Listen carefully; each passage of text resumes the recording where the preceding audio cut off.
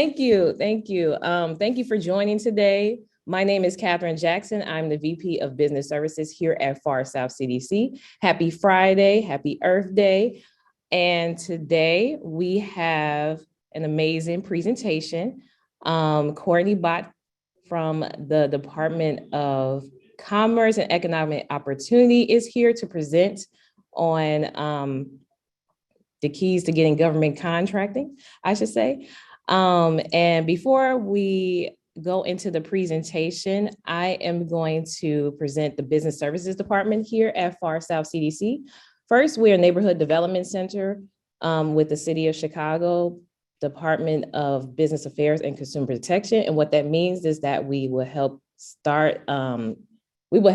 existing or startup businesses navigate that city process, whether it be city licenses, city grants, a variety of things. And I don't know if you guys can see this flyer, but if you can, drop a 1 in the chat. So I know that you guys can see my screen. These are the services from the department, the Business Services Department here at South CDC. Also, we are a special service area 45. What that means is that we manage the corridor from 97th and Halsted to 119th and Halsted. And there's a variety of services that we offer in the area. Also, we are Illinois Procurement Technical Assistance Center, and I do have Franchon Greenfield here, who is the director of our Procurement Technical Assistance Center. And she's gonna do a brief introduction about what the services that are offered here at Far South underneath PTech. Thank you, Catherine, for the introduction. Good morning, everyone. My name is Franchon Greenfield, and I'm the PTech director here at Far South. So if you haven't heard of PTech is the Procurement Technical Assistance Center, and we are designed to assist business owners who are wanting to sell products, services, products or services to the state, federal, and or local government. We do that by providing local and virtual counseling and training services.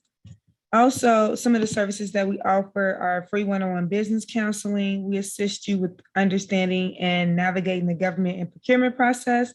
We assist you with bid preparation and submitting documents.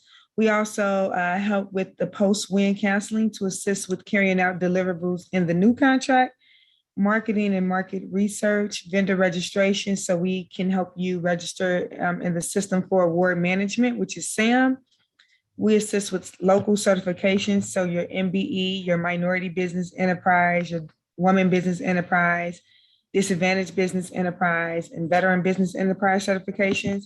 We also can assist with the 8A, the small business certifications such as the 8A, HubZone, the Women-Owned Small Business, and the SDVOSB certification. We, as mentioned, have free workshops and seminars, which we have a RFP seminar next week on the 28th.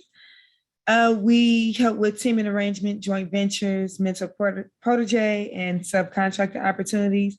And we help you understand and apply for the different type of public sector certifications. And also what's unique to our Illinois Procurement Technical Assistance Center is that we have a service called Bid Match. And in order to access Bid Match, you have to be a client, a PTech client. And so what Bid Match is, it's a free service that pulls from over 1,600 databases nationwide. So basically you will receive emails for opportunities that matches your capabilities. So we'll go in there and put your NAICS codes, your business keywords, the geographic area in which you're wanting to do business. And it will generate solicitations based off of your capabilities, and you will receive them directly to your email. I will put our PTech or the sign up link in the chat box. You can register there and list PTech at, Far South CDC as your preferred PTech center. And so basically what PTech, what we can do for you is we can help you to determine if your business is ready for government contract. So we can help you register in the proper databases, and we can walk you step by step in all the pre-contracting requirements. Now, what we cannot do is we do not do the work for you, or we do not provide legal counsel. All we do is only assist and guide you through the process. But we are here for you, and we are here to help you access government contracts. Thank you. Thank you so much, Franchon. Thank you so much. And if you want to schedule an appointment, we can assist you with that. Also, we have our executive admin on here, Patricia Ballet, who will be dropping the information in the chat to schedule an appointment. And thank you so much, Patricia. And then what I'm going to do is stop sharing my screen now. And then Courtney, you can share your screen now. So now I'm going to turn it over to Courtney Bott, who will be presenting today, and some great information. Courtney is amazing. She works for the Office of Accountability at Illinois DCEO. And Courtney, oh yeah, yep, I see your screen. Okay, Courtney, now you can, okay, yes, you're good. All right. Okay. Can everybody hear me okay? Yes. I'll apologize in advance. I do have a cold. I'm feeling much better later this week, but Monday or Tuesday, I almost thought I was going to have to cancel this. So I apologize if I have to cough or take a drink, but I'm glad we were still able to proceed with this. So, oops. So let's get started, everybody. This is a very short presentation, and I do have a couple updates on one piece of this that should be coming through actually today from GATA. So we haven't been able to implement these changes into our presentations yet, since, like I said, hopefully they'll be coming to fruition today. So I'll be sure to touch on those when we get to that slide. So let's go ahead and get started. So as far as the competitive grant life cycle, there's kind of three phases here. So you'll have the pre-award requirements. So these are the things that you must do before you can ever receive an award and apply. And then you'll have the application and submission review phase. And after that, you'll have the active grant phase. So we're going to walk through each of these phases and each piece that you'll need to kind of check off to kind of flow through the whole life cycle of a grant. So first, this slide, it used to be called a DUNS number. So if most of you are familiar with DUNS, it did actually just recently change over the last week or so to a UEI. They're calling it a unique entity identifier. So if you had a DUNS number before, it is now called a UEI number. So again, same concept. It's a tracking database of all government contractors. It's a free registration process. So you will need a UEI in order to either register in the portal or to apply for a grant. One thing I'd like to note on this is if you are already registered in the GATA portal, which we'll get to in a little bit, be sure that your entity was converted properly to your UEI. So it's kind of like, if you could break it down in simplistic, it's kind of like you were given one kind of social security number and now they changed it to something else. So it's a unique number given to each entity, and they did a big upload conversion of everyone's DUNS numbers to UEIs. So if you're already in the portal, I'd just like to wave the flag here to go in and double check that your UEI actually uploaded properly, because it has to be correct and accurate in order for you to apply for a grant. So again, if you've heard in the past DUNS number, now you'll hear people call it the UEI or unique entity identifier. System for award management. So this is the SAM.gov. This kind of is all encompassing with the UEI. So again, it's a central registration point for all government contractors. It's also where they review any federal stop pay list. So if you owe any money to any type of federal government entity, when you do register on SAM.gov, you'll have an option to make your registration public or private. We understand why some people want to make it private. There is, I wouldn't say confidential information, but it is some, it contains information that you may not want public facing. And we completely understand that. Just know that if you do make it public, it's much quicker for us to verify your pre-qualification in our GATA portal. If you make it public, you may have issues in the GATA portal with us checking your SAM.gov registration. And if that's the case and you'd like to keep it private, you can always just let us know. Just shoot us an email, and you can kind of show us your active registration, and we can update that manually. But if you do make it public, it's obviously a much faster process, and our systems can speak to one another. So again, you can do the SAM registration on sam.gov here, and this is also a free registration process. So when you register on sam.gov, you register, and then you'll also be given the UEIs that I talked about in the previous slide. In addition to those two things, to apply for a grant, you must be what we call in good standing or have a certificate of good standing with the Illinois Secretary of State. So all entities doing business in Illinois have to be registered with the Secretary of State and have that up to date. The link is there for you to set up your registration. This process is not free. There is a small fee. I believe it varies depending on what type of entity you register, whether it's an LLC or not-for-profit, different things like that. So it depends what you register as. Obviously, register properly, whatever your entity is, but there is a small fee for that. Okay, so in the GATA portal, or with grantee portal, you'll hear people call it interchangeably, those two things. So this is where, and I'll get to a screenshot here eventually, where you'll be able to see whether, okay, I registered on SAM.gov, I have a UEI, I have a certificate of good standing with Illinois Secretary of State. This portal pulls information from all of those places and puts it in one central hub for us and for you all. So it's a very easy way for all state agencies to check to see if you are pre-qualified before you apply for a grant and before you can receive a grant. So to get an account in the grantee portal, if you haven't already, you will go to this website here, grants.illinois.gov/portal/. You'll create an account, and kind of like when you set up accounts other places, it'll send you an automated email. You'll have to verify that you want to use that email address to register in the portal. You'll go back into the portal and actually sign in from there. So from there, it'll kind of give you the general terms and conditions that you have to approve of being in the portal with. You want to enter your entity's UEI, which again used to be where you'd enter your entity's DUNS, but now you'll see the UEI, and you'll create an account.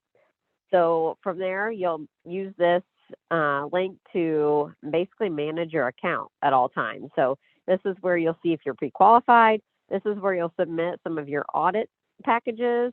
This is where you'll do your ICQs and pracs, which we'll get to those here in a minute. This is where you'll actually receive your awards from the state of Illinois as well. So pre-qualification. Again, this is an older screenshot below. Excuse me, take a drink here. So this is an older screenshot. The system is being updated as we speak. And so, again, you must be registered and pre-qualified to apply for a grant. Pre-qualification is dynamic and updated nightly. So our systems go out and talk to SAM.gov, Illinois Secretary of State, and so on to see if you're registered on those. Again, your FEAN, which is your tax ID, your UEI, your SAM, and your SOS, they're automatically verified by our system as long as you made that SAM registration public. If you didn't, you may need to reach out to us manually and update it. And you'll get automated emails when the status of any of these change. So for instance, if your Illinois Secretary of State certificate expires, at some point they all expire, you will get an automated email from the GATA grantee portal, and it will kind of wave the red flag like, hey, your certificate of good standing is going to expire, make sure you renew it. So I'll get, again, later in the slide, I'll mention, but be sure to keep your email and contacts up to date in this portal. It is very, very important. You will receive all kinds of information, notification from the email addresses that you have associated with your account. So we do recommend that if you are not a one-man show, try to put 2 people in there, or maybe if you are a one-man show or one-woman show, you can maybe even put 2 different email addresses in there, just so you ensure that you get the notifications. We just don't like anyone to say, oh, well, I didn't get this. I didn't know that my Secretary of State expired. And it stinks because then you can't apply for grants or you can't receive grants. So again, just be sure to keep those email addresses up to date, and if possible, to put more than one person in there. So again, touching on the screenshot down here, you'll see these pretty little colored boxes.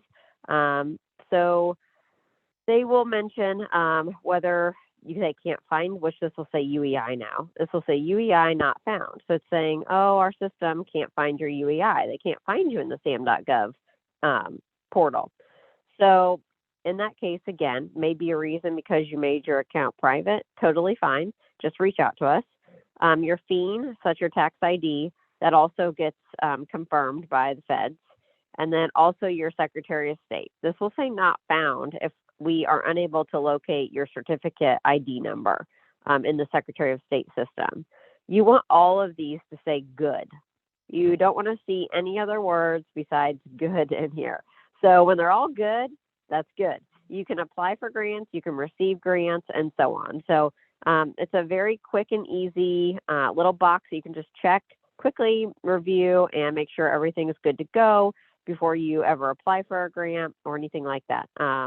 Again, you do receive emails as long as you keep your email address up to date, but it's a quick and easy way instead of going in and checking 3 or 4 different systems for all these check marks that we have to check off for pre-qual. It's nice that it's in one central place like the portal. Okay. So another thing on that checklist that I showed was the Illinois Stop Payment List. So the only reason that people are placed on this list is for not meeting terms of past grants. So maybe you didn't submit a performance report. Maybe you didn't submit an audit, anything like that. So you will receive notifications, again, to the email addresses that you have on file on that portal. This system, it is dynamic. So we run a stop payment list every night. It uploads to our system every night. So when we log in the next day, we can see if you were added to the list, if you were removed from the list, and so on. So when you're on this list, though, it prohibits you. You cannot apply or modify any grant agreements or receive any new grant funds from the state. So you're just kind of landlocked at that time. So if there's a grant you want to apply for and you see the stop payment list issue, try to work through that as soon as possible. You want to reach out to your cognizant agency, which is also listed to you in the grantee portal. Every entity is assigned like a master agency that they work directly with. Most of you will probably be with DCO, so you'll probably work with me or one of my colleagues directly. So again, just make sure that you're not on the stop payment list for any reason, any lack of reporting, audit, anything like that. Again, you can also review the status in the portal in that box that I showed previously. So in addition to that, in the portal, you will see what we call, which is kind of confusing, Fiscal and Administrative Risk Questionnaire, but you're going to hear people call it the ICQ. So the reason is because when you look down here, Fiscal and Administrative Internal Controls Questionnaire. So they call it an ICQ because it's about your internal controls at your entity. So you must have this completed as well in the grantee portal annually to basically apply for any grants or receive any grants. So this is used by all state agencies, not just DCO. The results of the questionnaire basically just kind of tells us, if you're again a one-person show and you're dealing with the money in and out and doing all the reports, I wouldn't say that's necessarily a red flag by any means, but it lets us know that there's only one person there doing everything. So how can we help this person manage this grant successfully and ensure that all the proper protocols in place so we have the checks and balances? So it's just kind of, again, it's about your internal controls at your entity. It's not punitive in any way. It just helps us mitigate any risk that may be out there by implementing the grant with you. And it also actually builds your capacity. So when you do this, it can, again, help people work with you and build your capacity of getting more grants and successfully implementing those grants. And I believe actually just yesterday, the FY23 ICQ got put out there in the GATA portal, grantee portal. So for any grants that you receive July 1, 2022 and after, you'll have to have the FY23 ICQ completed. So it's always good. I think like right now it's, April 22nd. Maybe if I was just going into the grantee portal today, I'd go ahead and probably do the 22 and there would be a 23 here. I'd go ahead and do both just because you don't know if maybe there's a grant before the end of the fiscal year that you would like to apply for or receive. So always keep that in mind. So this is, again, I'll preface that this is the old ICQ. Again, the new one just went out, I think it was yesterday or this morning.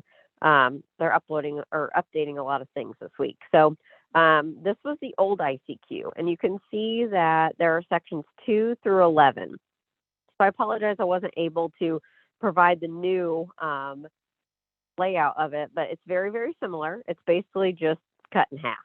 So I think there's only going to be 4 or 5 sections now that you have to complete, and it's about half the questions. So, excuse me, I apologize. So the FY20, if you do the FY22 ICQ, you will probably see all these sections. But if you go in to do the FY23 ICQ, you will see about half the sections. They've just consolidated them and tried to make it more meaningful and purposeful for people because it's 70 questions is a lot. So we tried to consolidate, worked with all of the state agencies to just make it a better overall questionnaire and system. So again, if you hop in there, FY22 will look like this, but FY23 will look a little shorter, but essentially it has the same purpose. So post-award requirements. Once you receive an award from the state of Illinois, any agency, you will have a couple items that you must complete. These are the things I kind of touched on earlier that if you don't complete, you might be put on the stop pay list. So you'll want to be sure to complete these. One is called a periodic financial report. This is not done in the grantee portal. You'll work directly with your grant manager on this, whoever you receive the grant from. Periodic performance report, also outside the grantee portal. So you'll work directly with whatever grant manager you're working with. However, the consolidated year-end financial statement and audits, those are all in the grantee portal. You may hear somebody call the consolidated year-end financial statement a cipher. So just CYEFR. That's how people will kind of shorthand it. So the cipher and the audit are both in the portal. Again, make sure you submit those on time. And I'll kind of touch on here in a second what those timelines look like. They vary from entity to entity depending on what type of funding you get. So just make sure you keep those up to date so it doesn't prohibit you from receiving anything in the future. So here's the audit types that I just kind of spoke about in the submission deadlines. It can vary depending on your agency or your entity.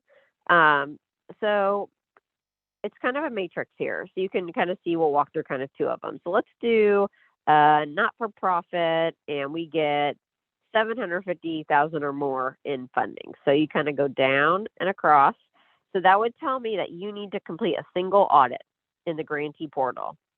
And from there, you go over, and it will tell you how often or when your report submission is due. So single audit, 9 months after your grantee fiscal year end, not the state fiscal year, your fiscal year. So however you report all of your financials, it'd be 9 months after your fiscal year end. So another example would be if you're a for-profit, and let's see, maybe we do less than $300,000 of total expenditures of federal state awards. So this one would be only submit an audit report if audit conducted is due to other requirements. So that may be just maybe your entity in general, maybe you chose to do an audit, or maybe a different type of funding you receive from someone else requires you to do an audit. That would be the only reason you'd have to do that there. and 6 months after the fiscal year end on that one. Okay, so a couple other important tips. I know I've mentioned the first one already a lot, so I apologize, but it's very important. Maintain current and accurate contact lists in the portal. Again, keep your emails up to date. Keep your people up to date in the portal. Very, very important because you receive all types of notifications. When you actually receive an award from a grant or from a state agency, they'll notify you through that email. So that's your, hey, congratulations, you're getting $500,000. So again, very, very important to keep that up to date. Also, kind of go along with the audit slide I just passed on from, ensure your fiscal year end date in the portal is up to date. So this is your organization's fiscal year end date, not the state. It can be the same as the state, like this one is, but it doesn't have to be. So just make sure that that's accurate, because that triggers all of those audit reports, all of the emails saying your audit is due. And if you obviously put that date in wrong, it can throw your audit reports off, which can ultimately put you on the stop pay list. So make sure that fiscal year end date is correct in there. The award process in general, kind of high level here, is all the details of anything you have to do in the application is outlined in the Notice of Funding Opportunity. And you'll hear people call that the NOFO, N-O-F-O. That is found in the Catalog of State Financial Assistance. Again, CSFA. Lots of acronyms. From there, you'll have a merit review committee at the agency in which you're applying, and they're established to review that grant and score the application. From there, you're typically notified that you were chosen to receive an award, and you'll be told to go in and complete a prac. Currently, these pracs are done through an external link, at least at DCO.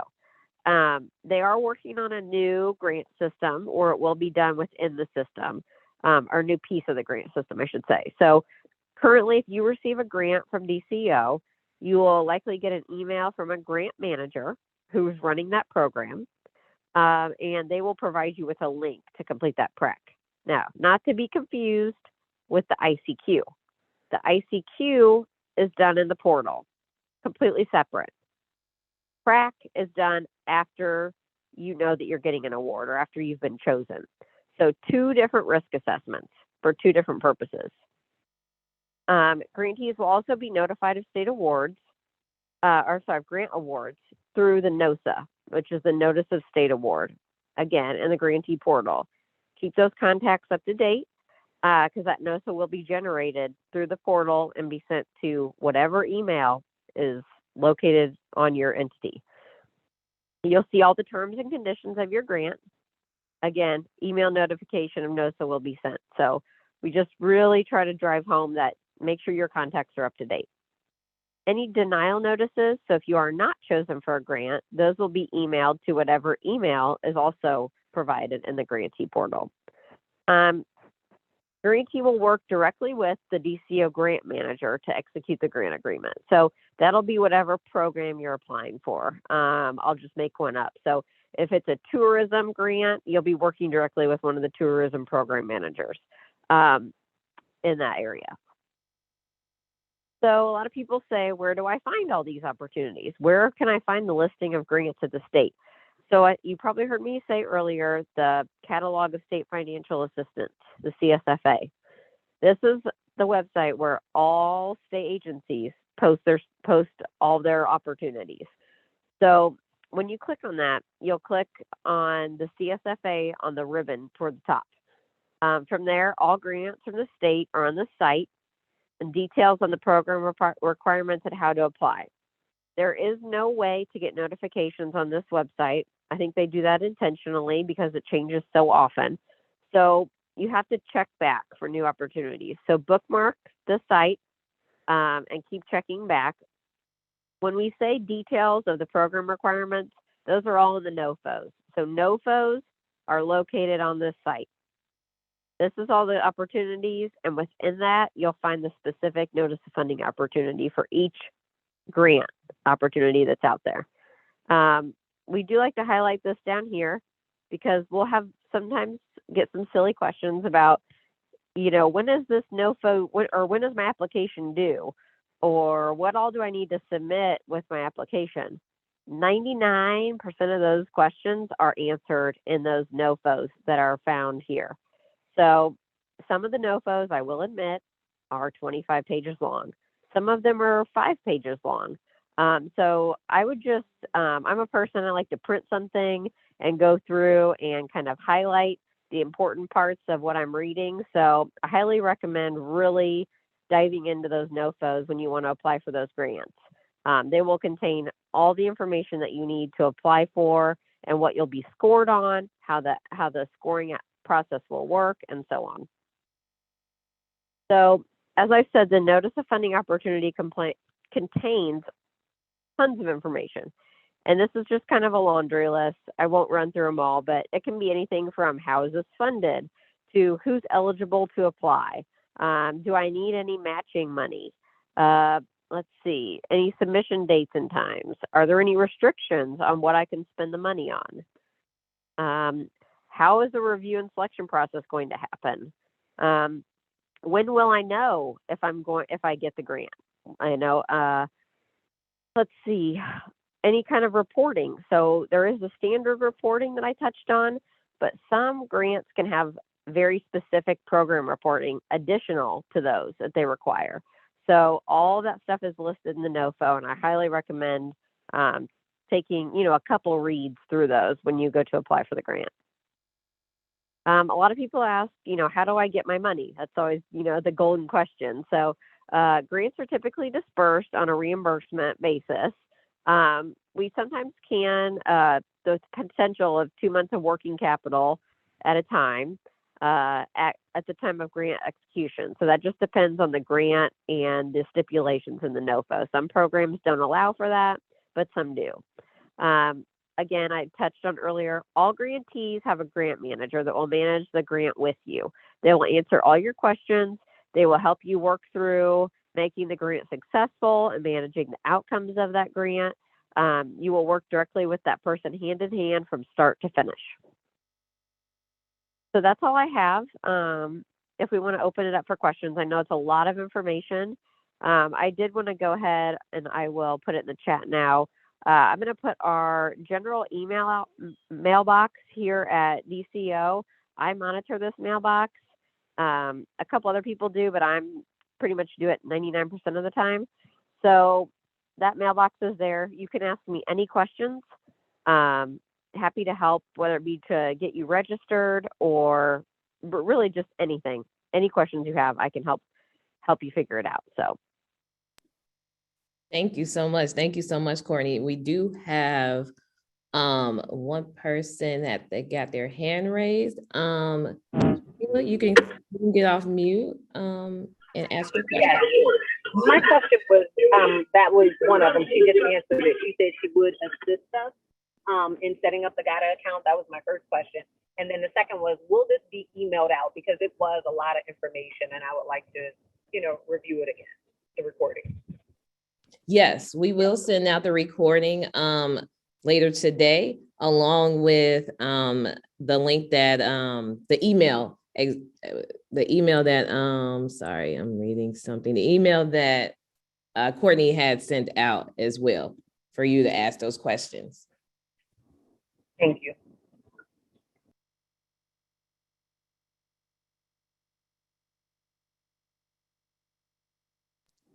Is there a deadline to open a GATA account, or is it something that can happen on a rolling basis throughout the year?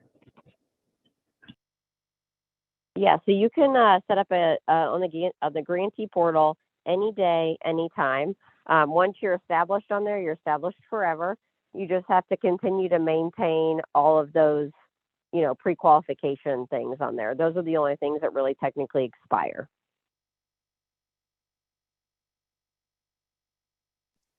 Thank you. I'll be reaching out via email. This has been very helpful.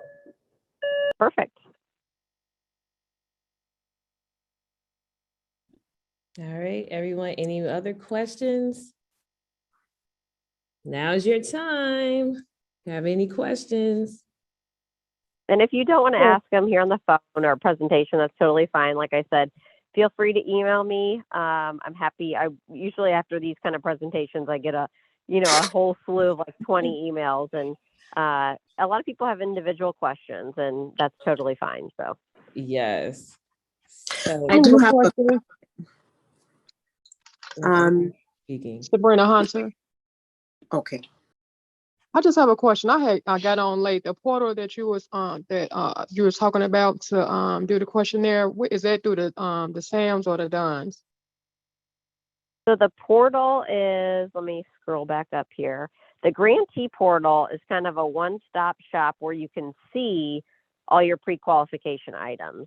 That's this slide right here. So once you log into the grantee portal, you'll see whether you have your SAM.gov account, whether you have your FEEN, whether you've registered with Secretary of State, and those links are all up here on these previous slides. And I think she said we'll send out these slides, and I may try to go through actually, Catherine, before you send it out, and I'll try to throw in some of the new UEI stuff, like what this screen looks like now, and maybe Yes. if the ICQ screen, just so it doesn't confuse people. So I can go in and try to see if they've updated the system yet. And I can throw those screenshots on here for you guys. I mean, I'm a visual person, so if it Yeah. doesn't look like the slide that I was provided, I, get scared. So Yes. Thank you. Because Uh-huh. that was one of the questions that I had answered. So when you update that, then definitely send it to me, Courtney. So then I'll send out the slide, the Perfect. presentation. So we're gonna go with Michael and then Kenya. Michael, you can come off mute. Yeah, hello everyone. My name is Michael Buffington. I'm owner of Alpha Electrical Services and Home Improvement. A lot of good information. I'm a startup business, and I've been an electrician for over 30 years. But the information going through all of the process of start establishing this business, learning about grants, I found the information presented to be a lot. And, so some questions that did come to mind as you went over your presentation was, are these grants designed for example, myself, a startup business? That was one question that I had. So yes, so on that CSFA website, way down here, here we go. So this one. So this link right here, you'll find, again, all the grant opportunities in the state of Illinois. I know DCO in particular does have some for new startup businesses, small businesses. Obviously, every grant opportunity has a different target audience, different eligible applicants. So you'll just want to continue to check this website. And you can, I say, most of the time, 90% of the time, read like the title of the grant and know whether it's something that is applicable to you. So obviously, if it is a wastewater, stormwater, construction grant, probably not something that you're interested in. But you'll see it kind of say small business or job training or things like those kind of keywords. I would definitely be sure to check more DCO grant opportunities for your purposes versus kind of ones maybe at like EPA, which is environmental protection, or public health and things like that. Okay, couple more. The grant manager. This grant manager sounds like you only interact with a grant manager after and if you are awarded a grant. Did I understand that correctly? That's correct. So after you receive a grant, you'll kind of be buddied up with a grant manager, and they will help you, I say implement your grant successfully and kind of manage things along the way, all your money disbursements and so on. And how about just simply navigating the application process for the grant? Is there any, for lack of a better term, coaching to assist one like myself who is new to this entire process? Right. Yeah. So any kind of getting pre-qualified, so anything's getting led up to getting ready to apply, I can help you with. Again, with that email address I provided. As far as putting together your narrative application or any other required documents, There is always a contact person listed when you go to the CSFA site. Each NOFO will have a contact person. So you can always feel free to reach out to that person directly. That's what they're there for, is to answer any questions or help you as you're putting together your application. And always, I mean, keep in mind, there is that fine line. They obviously can't tell you something that they can't tell somebody else. So anything that is told to one person, it has to be, general information. But there is always one person listed on each NOFA that you can reach out to. Final question.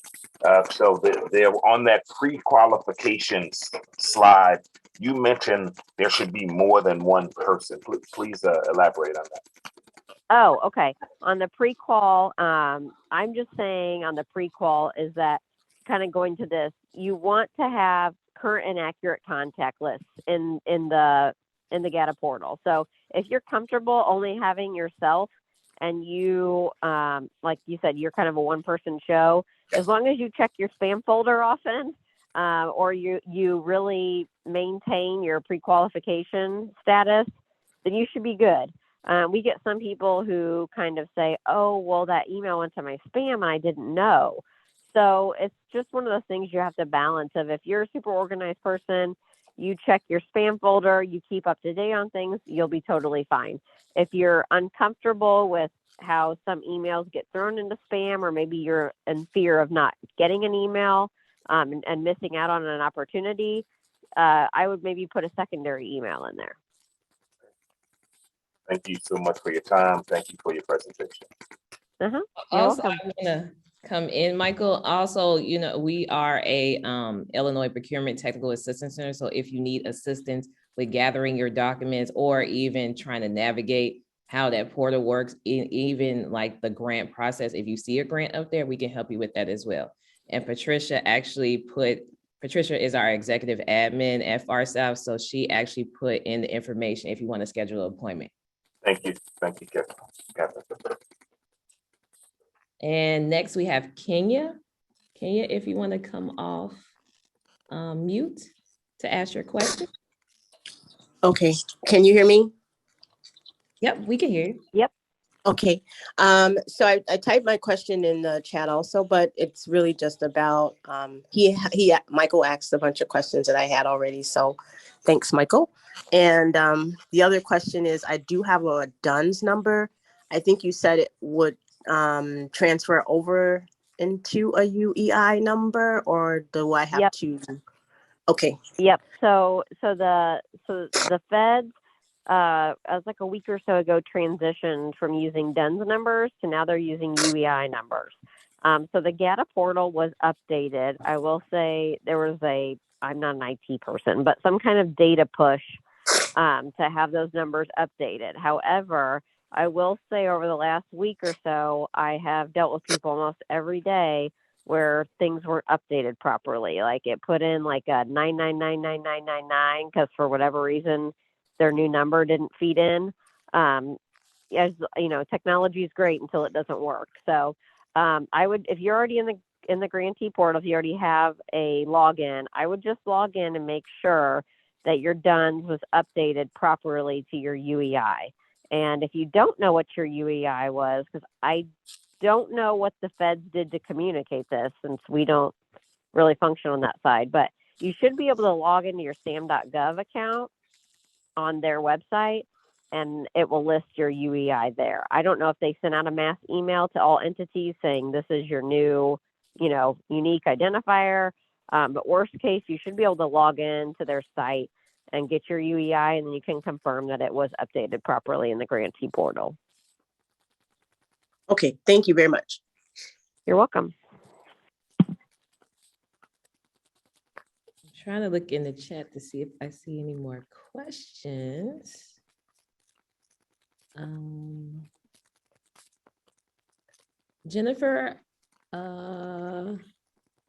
Jennifer said, is there access to the PowerPoint deck? Was it sent out early? Okay, Jennifer, we are going to send out the recording, But also Courtney mentioned that she's going to update a couple of things for the PowerPoint and we can send it out. Correct, Courtney?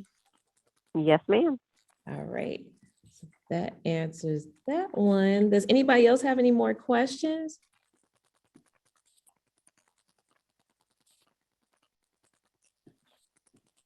I don't see any more questions in the chat. Kenya, your hand is raised. Did you have another question? No, no other question. No That other- was just, Okay, okay. okay, I'll put it back down. All right, sounds good. If we have any, do we have any more questions? Where can I find the presenter's email address? You can email, I think I put it in the chat. Yeah, the Yeah. CEO.GATA. That's Yeah. where we have all of our, any kind of GATA questions kind of go to. It's our central hub, but I monitor that mailbox. So that would be my mailbox that you can send me any questions. Yes. And after this presentation, we'll send it out along with the updated slides that Courtney will be sending me. And then I will also send out her email as well again. All right, everyone, if there's no more questions, we will end for today. Thank you, everyone, for attending. Thank you, Courtney, for presenting all this lovely information. And like I said before, if you have any questions or if you would like to schedule an appointment, earlier in the chat, Patricia, who is our executive admin, put in our information. But I would say if you want to email her, her email is patricia@farsouthcdc.org, and or you can call our phone number 773-831-7107. And if you have any other questions, you could also email me, Catherine, Kathryn, @farsouthcdc.org. But you will get all my information and you'll get this lovely information with the recording later on today. All right, everyone, have a great Friday. And thank you so much for attending. Thank you. Thanks, everyone. Thank you.